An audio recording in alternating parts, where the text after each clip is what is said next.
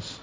Still, whatever Madhvacharya has established as the formula for our party, we practice as a party policy.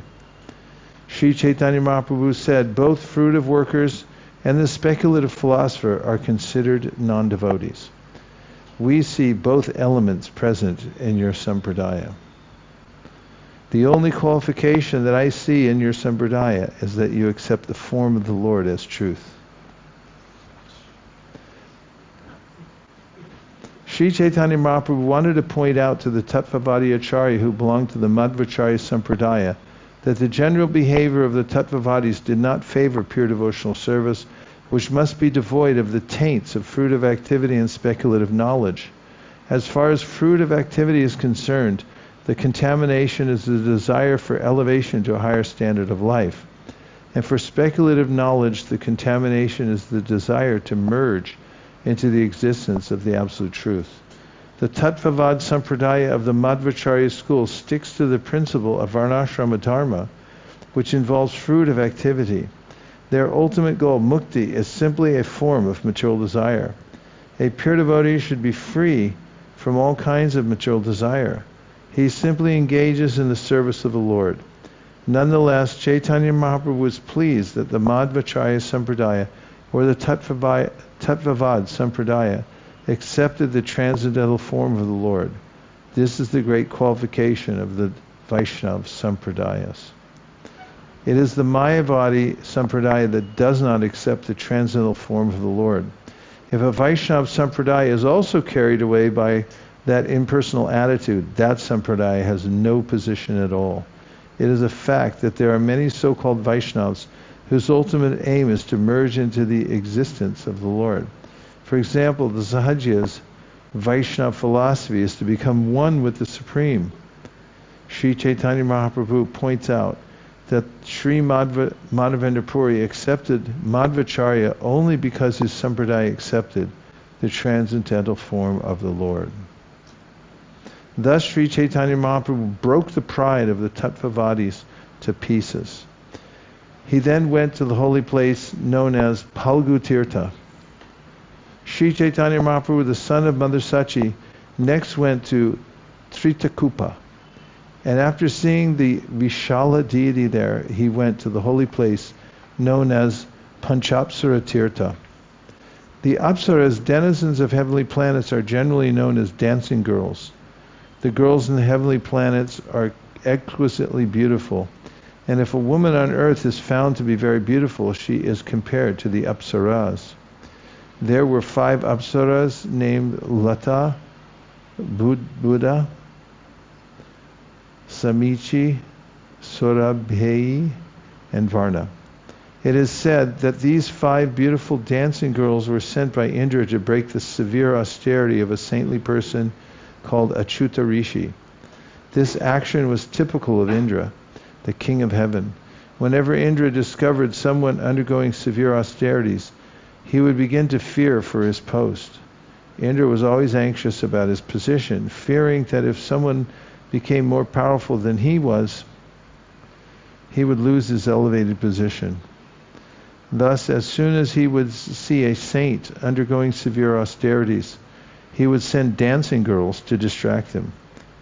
Even the great saint Vishvamrita Muni fell victim to his plan. When the 5 Apsaras went to break Achyuta Rishi's meditation, they were all chastised and cursed by the saint. As a result, the girls turned into crocodiles in a lake that came to be known as Panchapsara. Lord Ramachandra also visited this place. From Sri Narada Muni's narration, it is understood that when Arjuna went to visit the holy places, he learned about the condemnation of the 5 Apsaras. He delivered them from their abominable condition, and from that day the lake, known as Panchapsara, became a place of pilgrimage.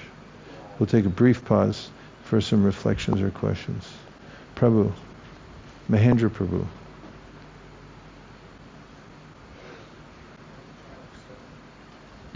Yes, a short story about one of the great contemporary leaders of Madhva Sampradaya, Vishvesha Tirtha. He passed away some years ago, but when I was going to Mayapur 30 years ago for the opening of the Samadhi of Srila Prabhupada. He was coming just to glorify Srila Prabhupada. And I happened to be somehow, I don't remember even how I ended up with my friend to be in a van. There was only him and one other devotee from Kolkata airport to Mayapur. And my friend was saying, we have to talk with him. I said, no, we have to be respectful. But he went and wanted to speak, and this devotee said, yeah, he speaks Sanskrit only. And but he offered to help, so he translated, and Vishveshatirtha, who, he also took sannyas at 8 or 12, really special soul. And he asked us, because we are like, could you bless us for our service? And he said, what service you do? We said, we distribute books. And he was, what books? And we said, Srimad Bhagavatam. And his eyes were like, wow. And he was like so happy, smiling. And he said, I give you all blessings. This is the best activity, the best service. So then when he came to Mayapur, he had such a speech for Prabhupada. He was so, respectful and glorifying. And yes, some years later there was some section, because they had 8 mats, and one of those they criticized ISKCON for something, and it became public kind of in the internet, and he was the one who called them down and said, no, we have to be respectful to ISKCON. So this was just wanted to share that.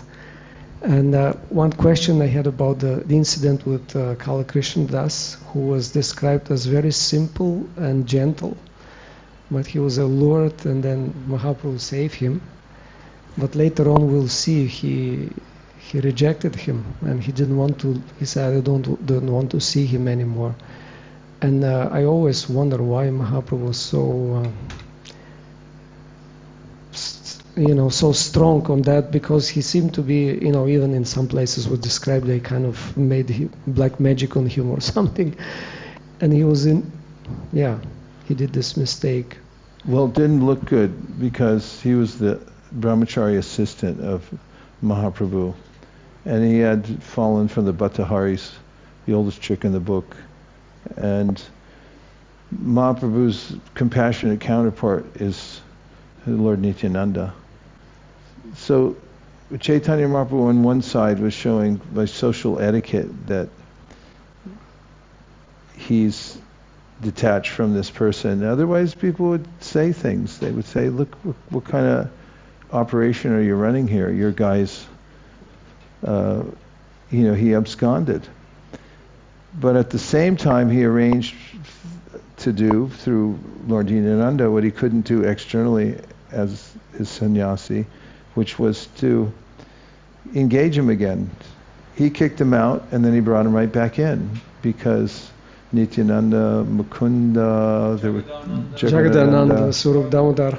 And who else? Surup Damodar. And Surup Damodar then conspired, and they gave him a service to go back to Navadvip, tell Mother Shachi and everybody else, which is pretty good service.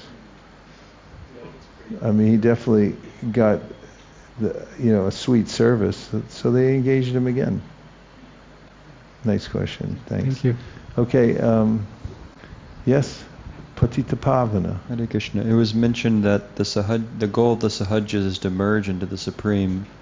But it was mentioning earlier, it was saying that the Sahajjas are better than the impersonalists because they're appreciating the Lord's form. So I was just wondering, maybe there's different types of Different Sahajjas. types of Sahajjas. Radha Kripa?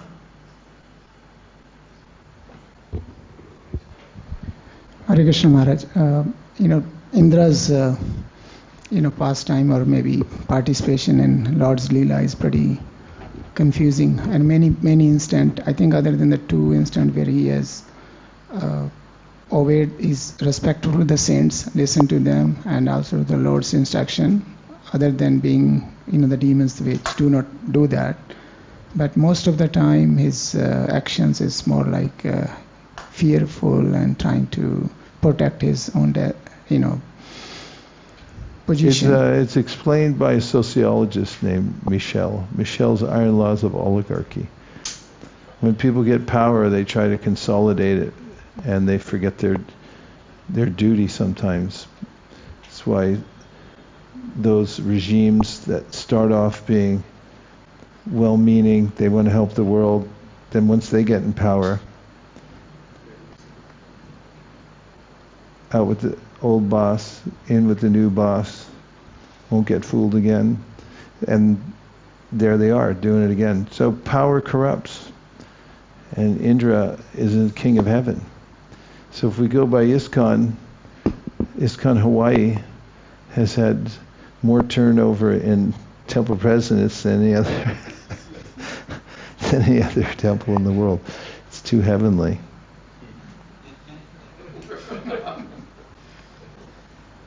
But Krishna loves him, and he's after Indra pummeled the residents of Vrindavan and Krishna lifted Govardhan hill. He meets Indra in a private place because he doesn't want to embarrass him. He knows it's a hard thing he's doing. And he met him there, and Krishna said to him, I'm really sorry, I hope I didn't offend you in any way. Krishna's so humble. And of course, Indra did it again. When Krishna came with Satyabhama to the heavenly planets, she wanted, because Rukmini had gotten a Parijata flower, Satyabhama, she's a little more aggressive. She said, I want the whole plant, bring me the tree. So Krishna took her on a little vacation to the heavenly planets and got that and the earrings back too, right? And then they went and killed Bhaumasura, which is a whole other story because she's the mother. Well, she's related. She's the Bhumi is the expansion of Satyabhama. So when Krishna went to kill Bhaumasura and free the enslaved kings, was it the kings? The princesses. Then he had promised her he wouldn't kill Bhaumasura unless he got her permission. He promised that to Bhumi. Because that was Varaha, when he saved the earth planet. They conceived. That was the Bhaumasura conception. But because Satyabhama is the origin of Bhumi, then he took her permission just before he killed Bhaumasura. Just thought I'd mention. But anyway, Indra,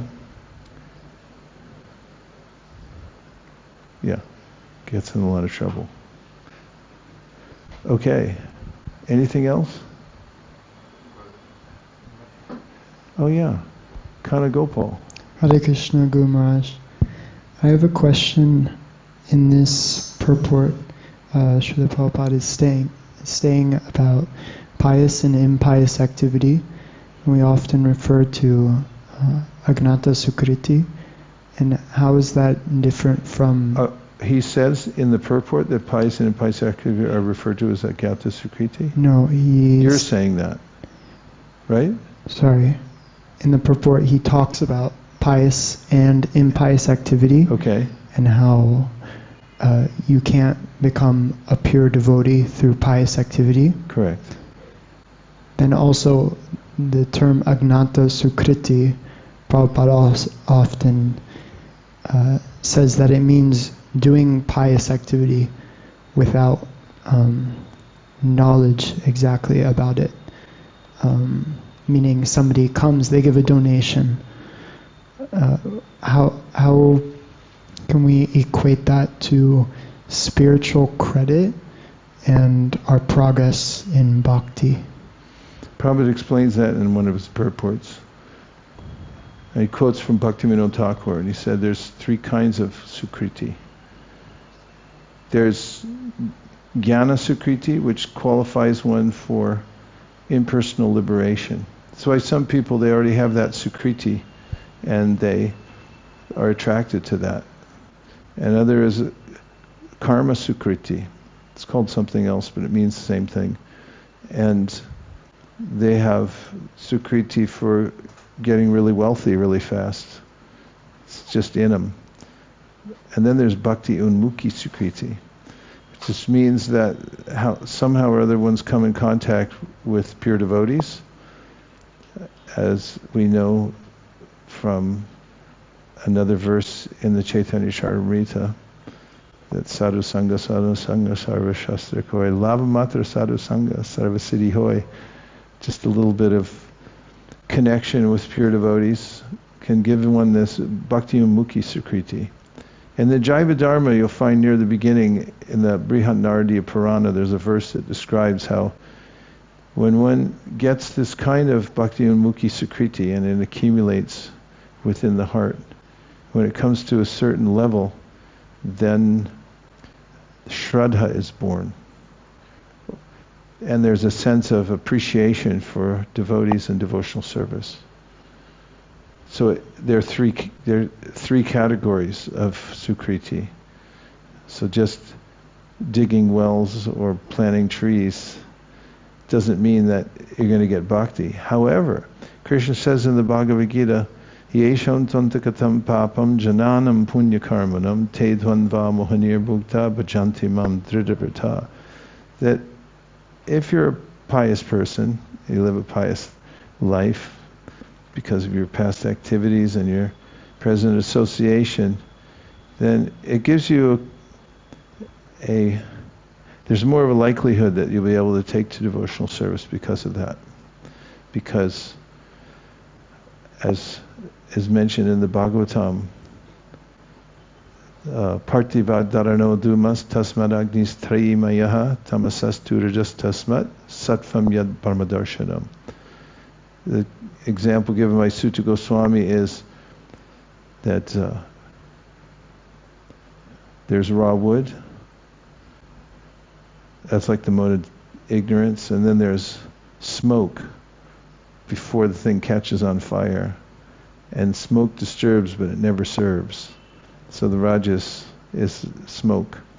But then when the fire breaks out, that's sattva. And sattva, fire, can be used in Vedic sacrifice. That's the analogy. And therefore, when you have this clarity of sattva in your life, and you live a pious life, then sattvam yad brahmadarshanam. You can, from sattva, you have a vision of Brahman and the difference between matter and spirit. And then you have a better platform from which you can be dridhavrata, or determined in devotional service. But what you're talking about is bhakti unmukhi sukriti, or somehow having association with pure devotees. Okay? Madhav.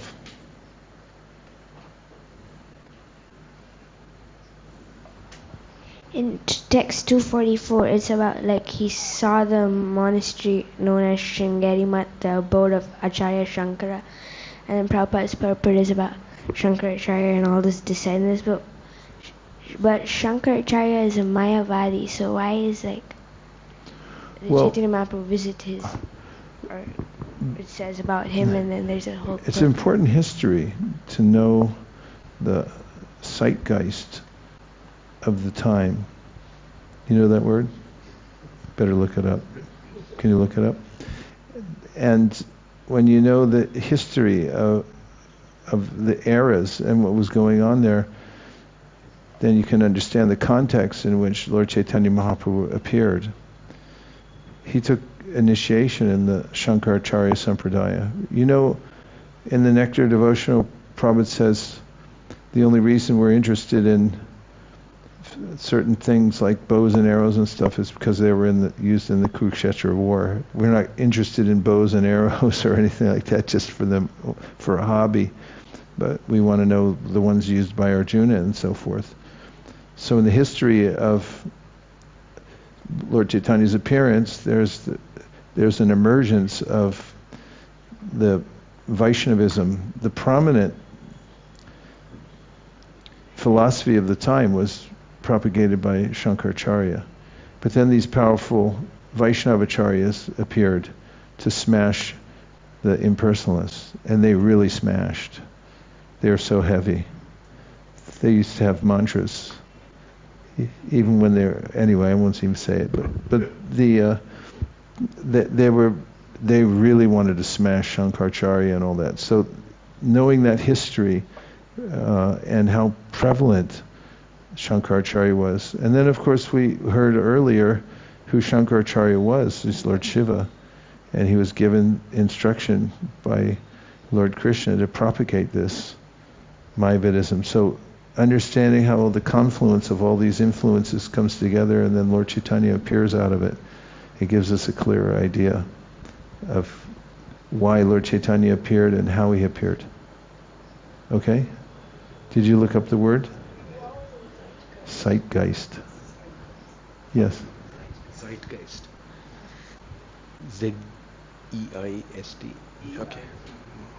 So this discussion about that somebody from a pious background has more, it's more, I don't know how to put it, more likelihood, if I may. But Okay. what I've seen is that, and my understanding has been that once somebody takes to the process of bhakti, the mode of goodness is, if they're already situated in the mode of goodness, then it helps them because their path is less rocky. But whether they would take to it, I don't know if it actually depends on the fact that they're situated in the mode of goodness. And that's the distinction I was making. It's not because of material pious activities in the mode of goodness that one would take to devotional service. I said it's because of bhakti unmukhi sukriti and made a distinction between the two. Because generally I've seen from experience, pious people in my family have not taken to it, but people who are apparently less pious have been more inclined. They will, though. You just wait and see. Prabhupada said that, wait and see. Mukharvind? And then outside People's Party. But just I brought that purport about Bhakti Unmukhi Sukriti that you are mentioning. Okay, go ahead. So in the Madhya Lila 22:45, the verse says, by good fortune one become eligible to cross the ocean of nescience, and when one's term of material existence decreases, one may get an opportunity to associate with pure devotees. By such association, one attraction to Krishna is awakened. In the purport, Srila Bhaktivinoda Thakur explained this point. Is this bhagya, fortune, the result of an accident or something else? In the scriptures, devotional service and pious activities are considered fortunate. Pious activity can be divided into three categories. Pious activities that awakens one's dormant Krishna consciousness are called Bhakti Unmukhi Sukriti. Pious activities that bestow material opulence are called Bhogonmukhi Sukriti. And pious activity that enables the living entity to merge into the existence of the Supreme are called Mokshonmukhi Sukriti. These last two awards of pious activity are not actually fortunate. Pious activities are fortunate when they help one become Krishna conscious. The good fortune of Bhakti Unmukhi is attainable only when one comes in contact with a devotee. By associating with a devotee willingly or unwillingly, one advances in devotional service, and thus one's dormant Krishna consciousness awakened. Now, very interesting in this section, that's what we're getting to, if we ever get there, is chapter 22, Lord Chaitanya's instructions to Sanatana Goswami. And in that beginning teachings, he talks about how the entry to devotional service is all by association of Vaishnavas. And that verse, is it that verse? What's the Sanskrit verse to that? Kono bhagya karo samsara chayon mukha hai sadhu sangha tabe Krishna rati. Oh no, that's the Bengali. There's a Sanskrit verse from the Bhagavatam, and that's quoted there, and it's very interesting. Next verse. Okay, yeah. So the next verse says in that section, it's a little sleight of hand in this verse, because the verse says that when one comes to the end of one's material life, then one gets the association of Vaishnavas. And Jiva Goswami then comments on it, and he says, this is a Sanskrit methodology of emphasis. What is it called? Atisayokti. And it means that when a cause is so powerful, and you want to emphasize it, you say the effect before the cause. In other words, even in this context, if you're just approaching Vaishnavas, just walking down the road and you're about to meet them, that means that's the end of your material life. And so they say, when your material life comes to an end, then you meet Vaishnavas. But what they actually mean is, because of the association of Vaishnavas so powerful, your material life's finished. So it's a emphasis on that, and that's how strongly Chaitanya Mahaprabhu and the Acharyas point out the importance of Vaishnava Sangha and how it brings us to the perfection of life. Okay, we've got one report coming in from Nitya Tarangani Devi Dasi from the rest of the world. So we have a reflection from Narada Muni Prabhu.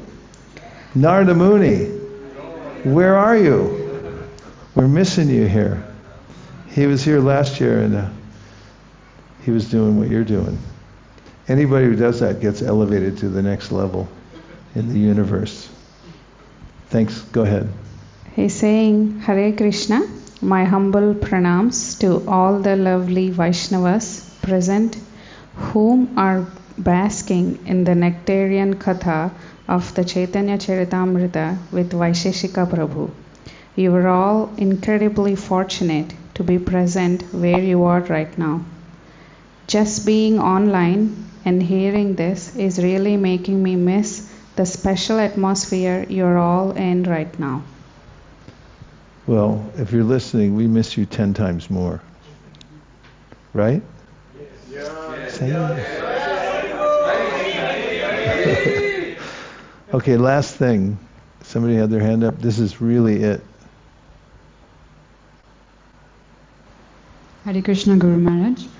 So in text 20, it's mentioned Chitraketu's story, and I just find that really inspiring how Chitraketu responded to the curse. He was powerful enough to retaliate it, but he didn't. And then Prabhupada says that that a devotee is never afraid of accepting any position, provided there is a chance to serve the Supreme Personality of Godhead. I was just wondering if you could clarify that how is it that Vritrasur, like Chitraketu in the form of Vritrasur, how is it that he was serving the Supreme Lord by accepting that curse?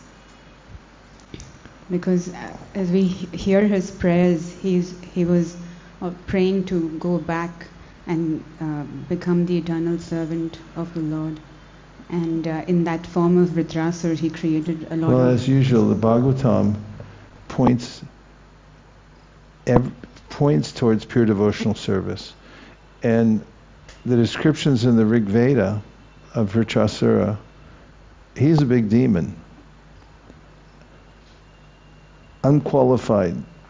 That's totally towards the fact that Indra's the hero and Vritrasura is the big demon that was killed by Indra, and Indra was praised for that.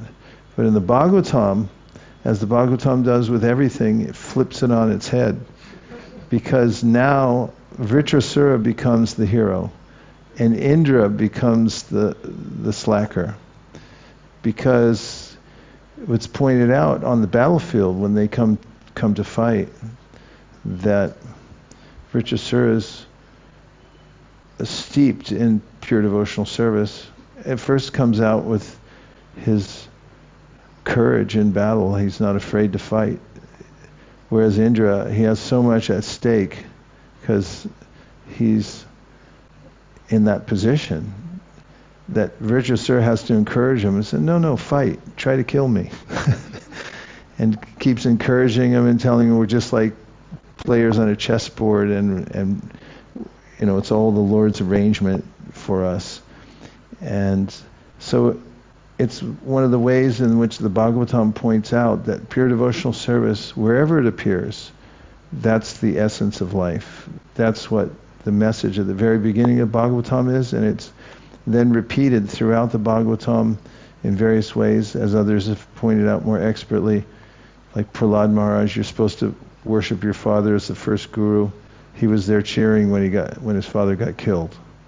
What's that about? It's about he was a pure devotee and his father was a demon.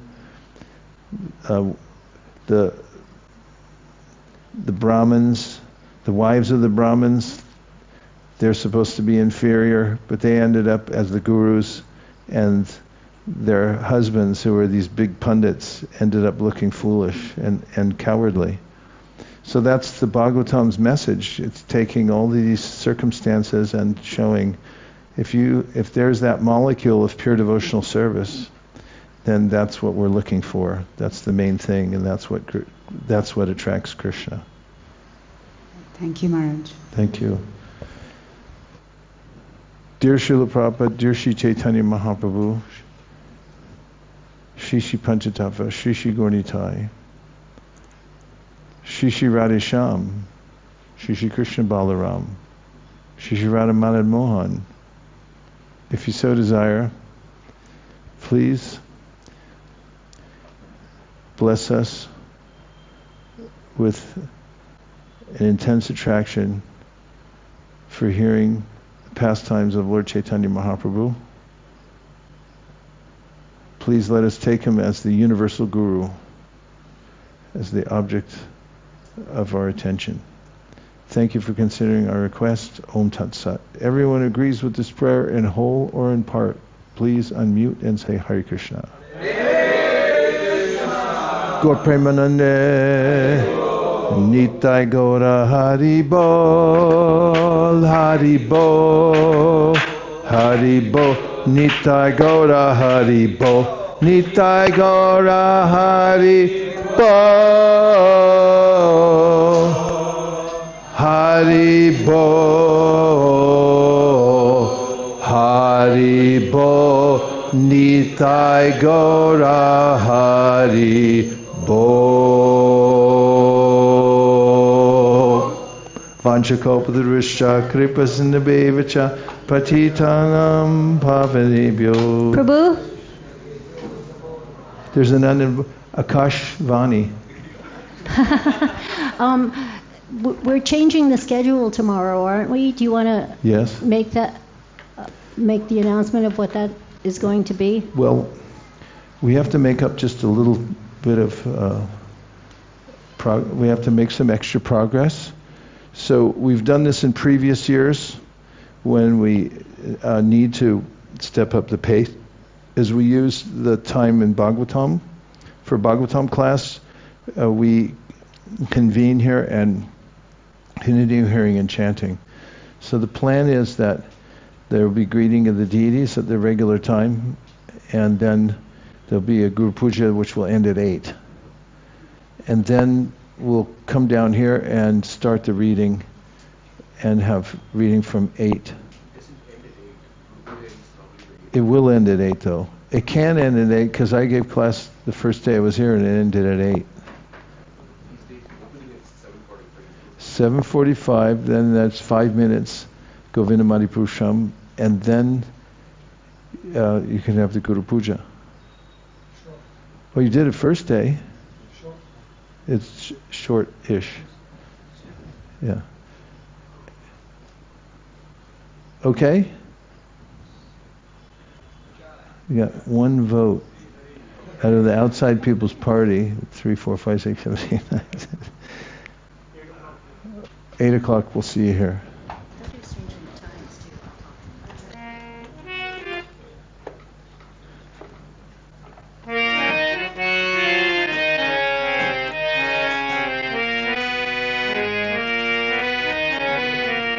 Hare Krishna, Hare Krishna, Krishna Krishna, Hare Hare, Hare Rama, Hare Rama, Rama Rama, Hare Hare.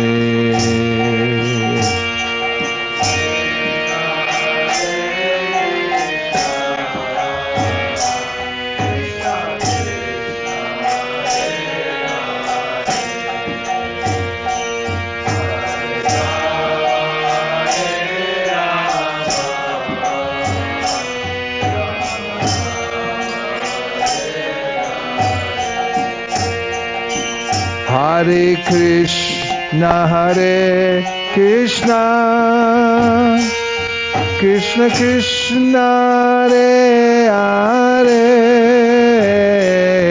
Hare Rama, Hare Rama, Rama Rama, Hare Hare.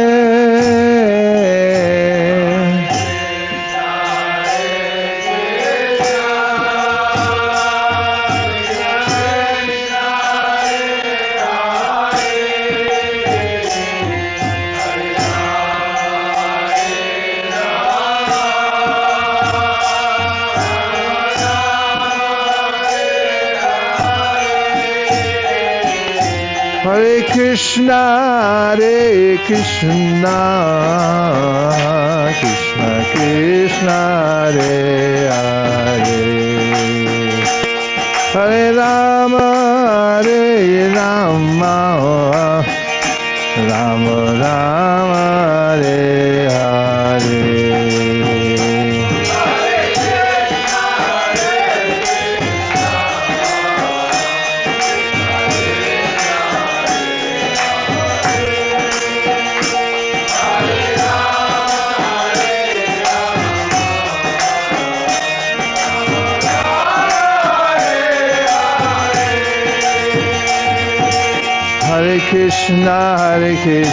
Krishna Krishna, Hare Hare, Hare Rama, Hare Rama, Rama Rama, Hare Hare.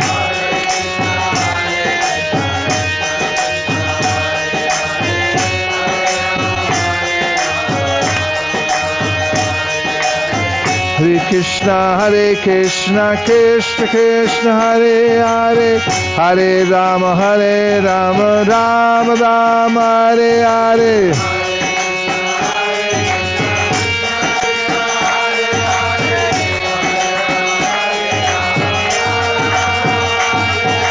Hare Krishna, Krishna Krishna, Hare Hare, Hare Rama, Rama Rama, Hare Hare. Hare Krishna, Krishna Krishna, Hare Hare, Hare Rama, Rama Rama, Hare Hare. Hare Krishna, Krishna Krishna, Hare Hare, Hare Rama, Rama Rama, Hare Hare.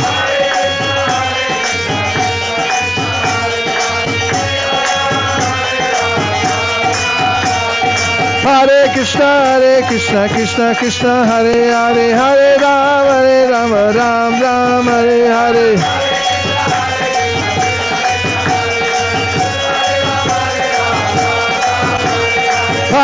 Hare Krishna, Krishna, Hare Hare, Hare Rama, Rama, Hare Hare.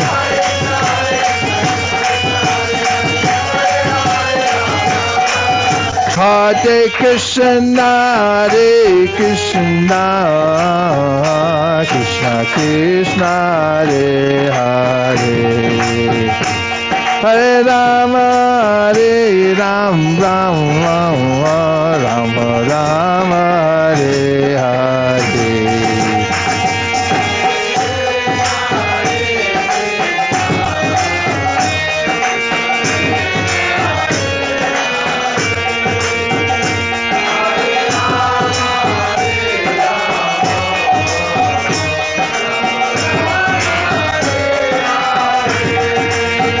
Hare Krishna,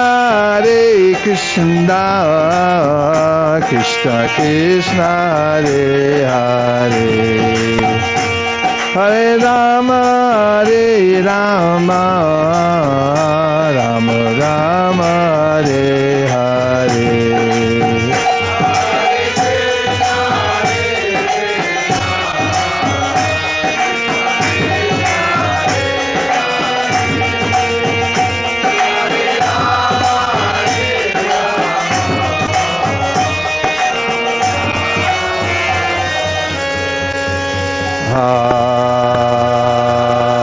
Hare Go Premanande, Hare Krishna, Krishna Krishna, Hare Hare, Hare Rama, Rama